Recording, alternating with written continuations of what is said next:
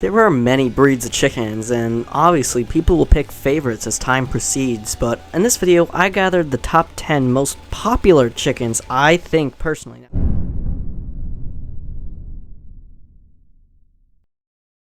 Now, the Brahma chicken is quite the cool little breed of chickens. Very friendly. I believe it should be much higher up on this list, definitely somewhere in the top 5. I can't really have these since the nesting boxes that we have in our chicken coops are a little bit too small, just like another breed of chicken I'll cover later in this video.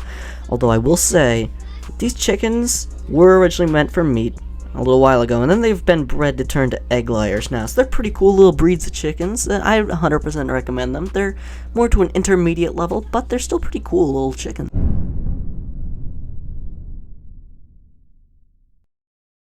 Now next up we got the Silkie Bantam, or a lot of people just call them Bantams. Now there's multiple varieties of these chickens, so I'm just going to cover basically the whole variety now. The cool part about these little Silkie Bantams is that you either love them or you hate them. A lot of people are intermediate. I'm not really a big Bantam fan, and I call myself a chicken enthusiast. I like most chicken breeds. Bantams just aren't my type. I prefer much bigger chickens that lay me medium to large sized eggs. I know these chickens will probably lay me good eggs, but they just have tendencies to not be as friendly as the bigger chickens. And the roosters are just literally, I don't know why, but I've seen so many people complain about how the roosters are basically bred to be absolute towering morons. But what do you expect out of a chicken breed that's that small?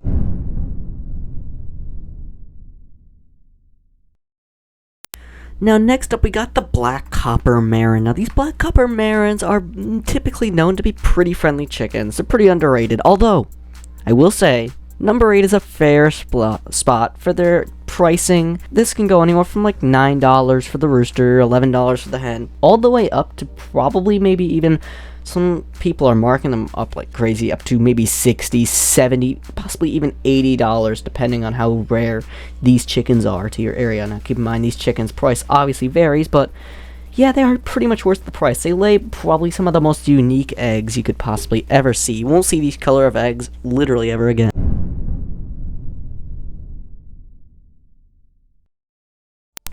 Now next up we got the ISA brown. This is just so like much of a horrible spot. I wish these were so much higher up on this list. As for the next one, these chickens are just the chickens that just lay their eggs, don't complain, and then don't go broody, and they're just chill chickens in general. They're really friendly. I have one that survived out of like I believe the 6 or 7 that were granted to us. Her name is T-Rexa. She's out in the pet flock. She's like probably one of our best layers out there, and she lays no matter what the weather is.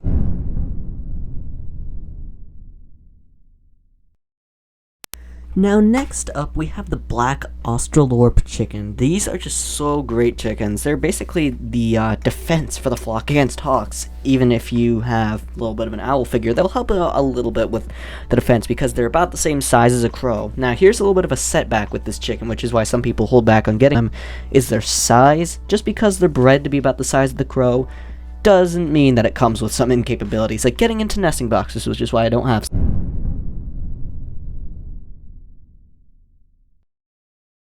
Now at this point, we're starting to get into those chicken breeds that literally everyone knows exists, and we're going to talk about the Easter egger. Now these are the ones that lay those blue eggs that you can't find at the store for whatever reason. Like, come on guys, just take some notes, egg industry. How about you start raising some Easter eggers, man, and give them some outside time as well, because that'll help improve the egg color and taste. Either way though, these chickens are just great in general. They'll lay you the eggs. They take breaks, like really long breaks, but they're still pretty nice chickens.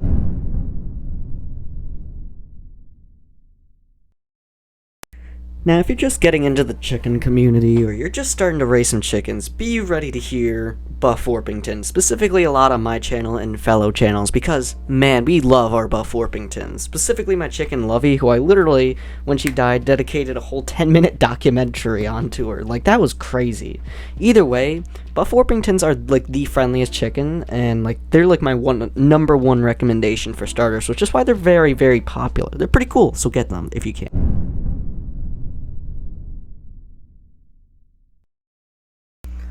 Now at this point, this is the last breed of chicken that I actually own on the farm that's in this list, unfortunately, because the last two are very popularized by the industry rather than like at home, although they're also really popularized there.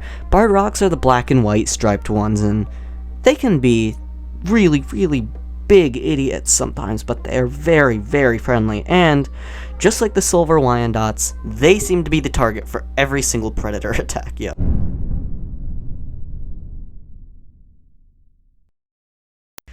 Now we're in the final stretch of the video, so comment the number 557 if you're this far, but either way, these chickens are literally in everyone's backyards, or in all the stores. If you go to the store, find those white eggs, that is where they are coming from, those white Leghorns. They're really good chickens, they're pretty friendly. They're not my number one recommendation, but they're pretty cool. I'll give you that. They're pretty friendly. Maybe not as friendly as the number one on this list, but they're very good chickens. I'd recommend them for like an intermediate to more advanced level though, but they're pretty cool.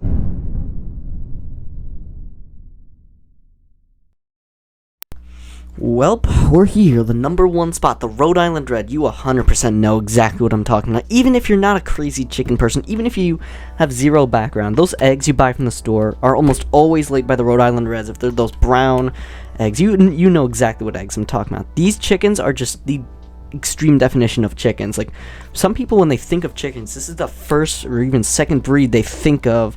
Like, sometimes when you say chicken, instead of like actually think about the food chicken, you actually just think about the Rhode Island Red before you actually think about, like, you know, cooking a chicken on the grill or something like that. That's how mainstream these chickens are. They're big in the industry, they're big in people's backyards. Trust me, just about every person, all my friends that like have chickens, always happen to have at least 3 of these. Some of them have their flocks actually mainly comprised of these Rhode Island Reds, which is absolutely crazy. Well, do you want to know what else is pretty crazy? The fact that you're still watching this must mean that you, like, really enjoyed this video. You're watching to the end just to, you know, hate, you know, that's pretty respectable as well. I don't really care that much. Either way, be sure to click the like and subscribe if you haven't already, because I would greatly appreciate it. And also, the video on the screen is patiently waiting for you to click on it. I'm sorry if I sound like I'm bribing, but please, I just need my 4,000 hours. I am out. Bye.